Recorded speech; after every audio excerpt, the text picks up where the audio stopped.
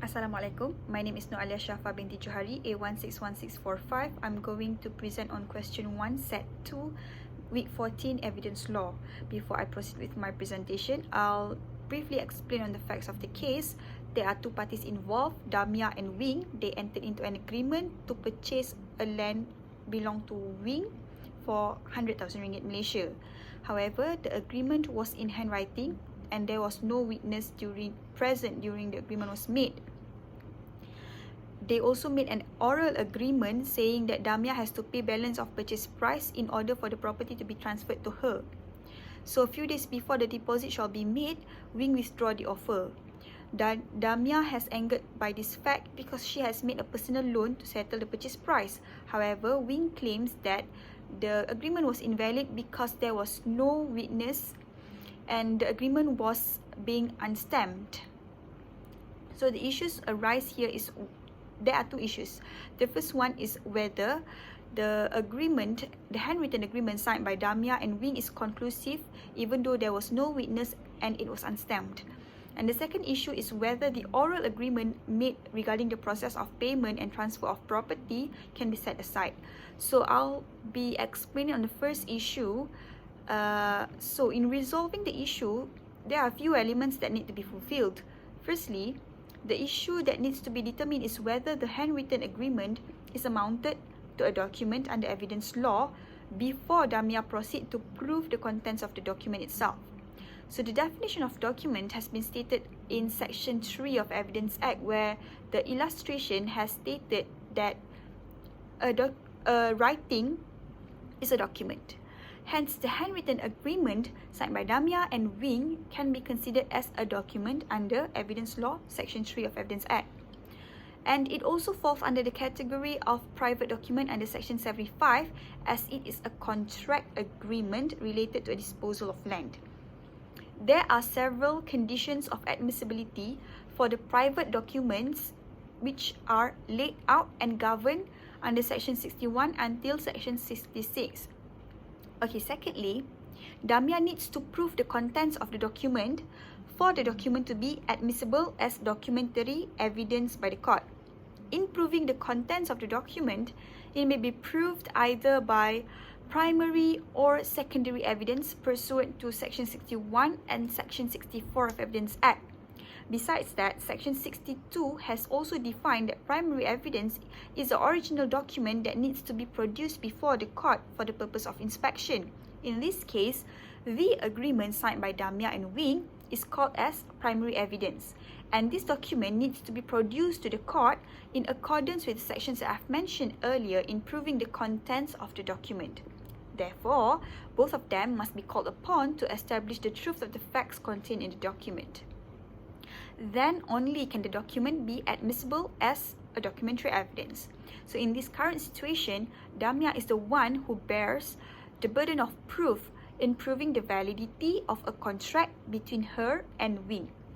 Next, regarding the issue on whether the document can be admissible due to it being unstamped. So Section 52 of Stamp Act 1949 has stated that no instrument can be admissible unless it is stamped and until payment of the duty and the penalty have been paid. This also explained in the case of Chiu Vui Kiat and Chong Fuk Tien and others, where the court held that the document produced was inadmissible as evidence because it was unstamped. However, the case of Malayan Banking Bernhard and Agency Service Bureau Sendirian Berhad and others has overruled the decision made in the previous case, where the court in this case held that unstamped document cannot be invalid merely due to it being unstamped. This is because the exhibit in this case was perfectly valid, but merely becomes inadmissible unless the stamp duty is paid. So it means it can be admissible once the stamp duty and penalty is paid. Same goes to the case of Genesis 4, Sendirian Berhad and Syarikat Sesko Berhad, where the court held that from a combined reading of Section 47, Section 47 capital A and 52 of Stamp Act 1949, the document can be admitted upon the payment of the prescribed penalty, since the failure to stamp it does not go to the root of the validity of the said document. So in conclusion, the handwritten agreement entered between Damia and Wing is valid and it is admissible as a documentary evidence even though there was no witness present when the agreement was made, and the document can also be admissible as an evidence even there is lack of stamping, so long that Damia has to pay the amount of duty stamp and penalty imposed. Moving on to the next issue, which is whether the oral agreement made regarding the process of payment and transfer of property made between Damia and Wing can be set aside. So referring to Best Evidence Rule Section 91 of Evidence Act, when any terms of contract have been reduced by consent of the parties to the form of document, then no evidence shall be given in proof of the terms of the contract. Section 92 also stated that once the terms of the document have been proved, then no evidence of any oral agreement or statement between the parties to the instrument can be admitted to alter its terms. In Datuk Tan Leng Tek and Sarjana Sdn Bhd and others, the court held that the best evidence about the contents of a document is the document itself.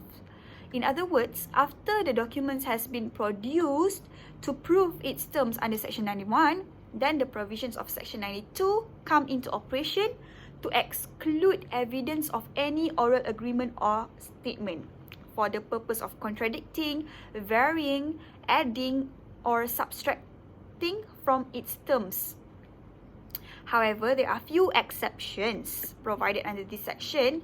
In case of Tan Swee Ho Co Limited and Ali Hussein Bros, the court held that although it is tried law that parallel evidence rule is not admissible to add, contradict, vary a written agreement, a technical way of overcoming the rule is by invoking the doctrine of collateral contract or collateral warranty. In Treaty on Contracts, it states that an assurance given in the course of negotiation may therefore give rise to a contractual obligation, provided that an intention to be bound can be shown. Thus, the oral promise given is admissible, so long it is not inconsistent with main agreement and it constitutes a separate contract which exists side by side with the main agreement.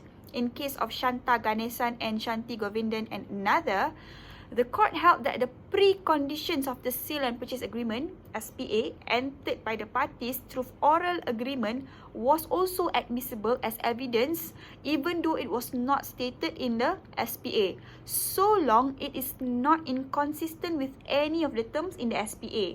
So relating back to our issue, even though the oral agreement made between Damia and Wing was not stated in the handwritten agreement, but it was the conditions agreed by both parties in order to transfer the property at Land Office for the purpose of disposition of the property. Furthermore, Damia has also obtained a personal loan with Bank Rakyat to settle the amount of purchasing the said land. And this shows that there is intention to be bound by the oral agreement made by both parties, as explained in Treaty on Contracts. So in the light of above, this oral agreement cannot be put aside because it is admissible.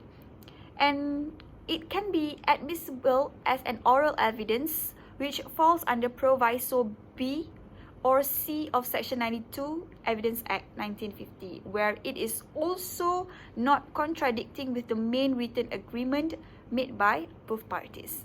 That's all. Thank you.